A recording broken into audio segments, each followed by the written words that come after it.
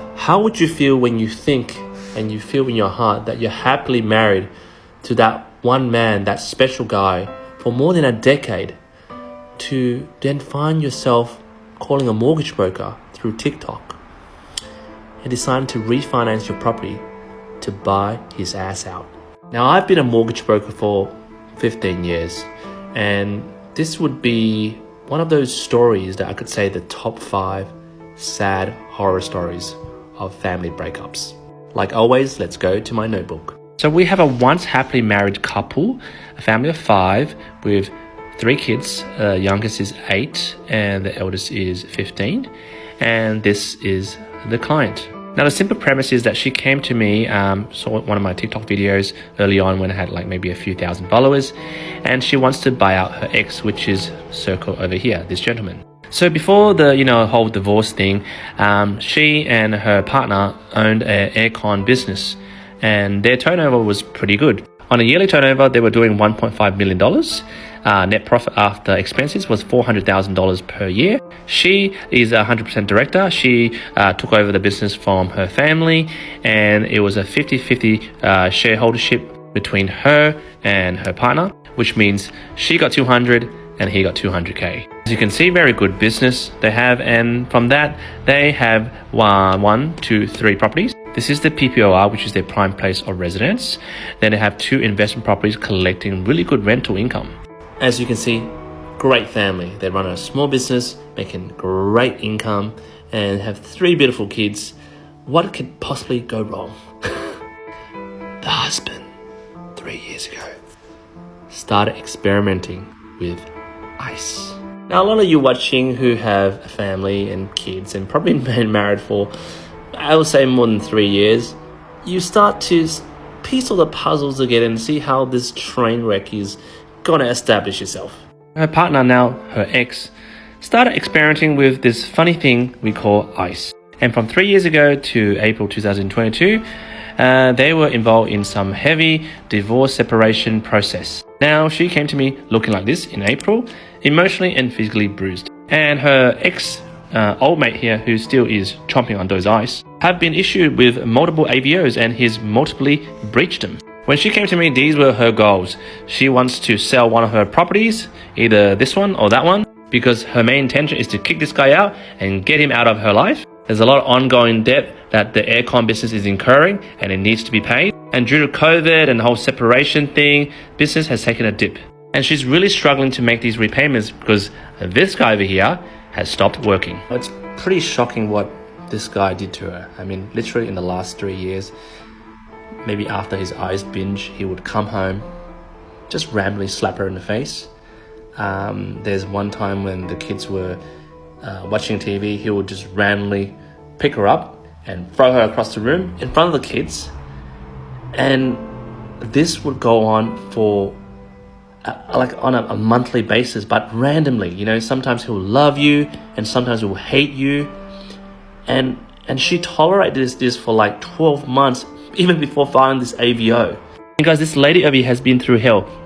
She has to make sure the aircon business is still, making money, paying staff, managing staff, while, making repayments for these properties, while this guy decided to, not work. And since last year, 2021, since she initiated this separation process, she's been paying through the roof for divorce lawyers. Now, I've been working on this case since April, and now is October.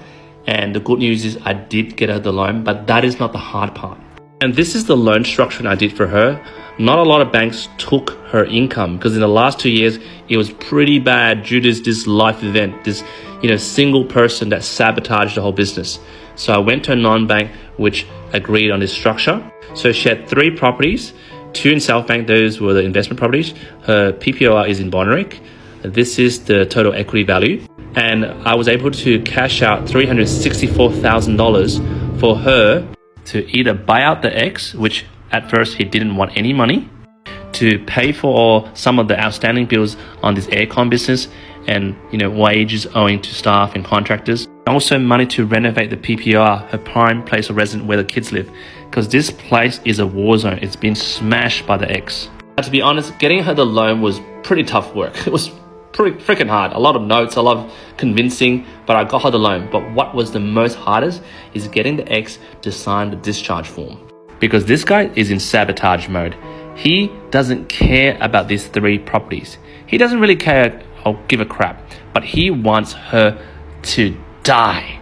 He won't sign anything. He won't make any repayments. He just wants the 3 of these properties to go into foreclosure so she could lose all her homes. And while she's fighting him with her divorce lawyer, which is charging her through the roof, he wants to bleed her out by dragging the whole process out so she could give up. And with her solicitor's help, not the family divorce lawyer, but her family solicitor's help, we got the family court to argue and agree that they will sign on his behalf to force him to discharge the properties. Now that went back and forth for like weeks.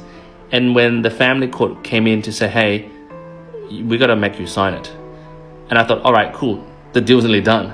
But Mr. Sabotage with Mr. Sabotage's divorce lawyer claims on unfair grounds that their client, the ex, shouldn't need to give up all these properties without any form of compensation. But mind you, about 2 or 3 months ago, he agreed to let go of all these properties on a handwritten document that he signed, that he didn't want any of those properties and he was to give it all to her because he loves her. Now his solicitor, the divorce lawyer, is claiming that, well, he was, in a bad mental state, maybe due to drugs, and they need to reassess this again. Now this again dragged out the case for another couple of weeks for the family court to review this, which is costing my client an extra $500, $800 per day in solicitor fees. Again, this lady, she's exhausted. She is a single mother with 3 kids, take them to school, all that stuff, and manage a air conditioning business to make sure the business still runs, so they can still make some form of profit, so she can make the mortgage repayments, which the ex is not paying. By the way, the mortgage is in bloody like crazy arrears at the moment. And literally just a month ago, she came to me and go, look, I give up. I don't want to do this anymore. I don't want to fight this guy anymore. Just let him win. Let them sell the freaking property and let's walk away. But I'm like, hey, don't give up. We've worked like months on this. We're nearly there. We just need to appeal, wait for the family court. But she's like, hey, I can't keep paying these divorce lawyers. I'm getting more in arrears. Like, just let it go.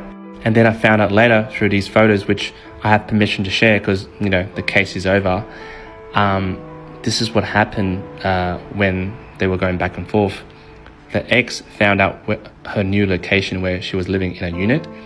And this is what he did. He broke into her freaking unit while she was at work. Look how much power he has to crack that doorknob handle open. It's literally cut in half. And look at that. He was like scavenging through her crap, looking for money. I don't know, money for ice. But look what he did. She was like, what if I was home? Like, this guy's nuts. I don't want to fight him anymore. I was like, look, he's clearly trying to intimidate you. If you cancel a loan now, basically he wins. But long story short, there is good news. After he did that, he actually breached an AVO that was on him for the freaking 6th time. And you know what happened? The police found this mofo and sent him to civil water jail.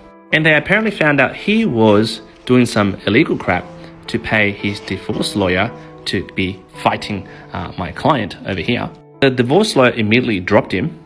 The whole, notion of saying, hey, that was unfair grounds, I don't want to sign the discharge form, whoop whoop, that was gone. And the family court argued that due to the ex being in a bad mental state, they signed the discharge form for her, and with the loan being approved, all these properties are now in her name.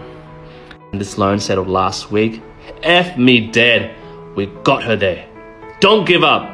I got her the $364,000 cash out. She was able to pay out the debts in the business, pay the unpaid wages, renovate her current existing home. Her PPOR, she's renting that out, and she's got to live somewhere else because she wants to get away from this guy when this guy gets out of civil water jail. So guys, I know a long video for TikTok, but jump in the comments. What do you think?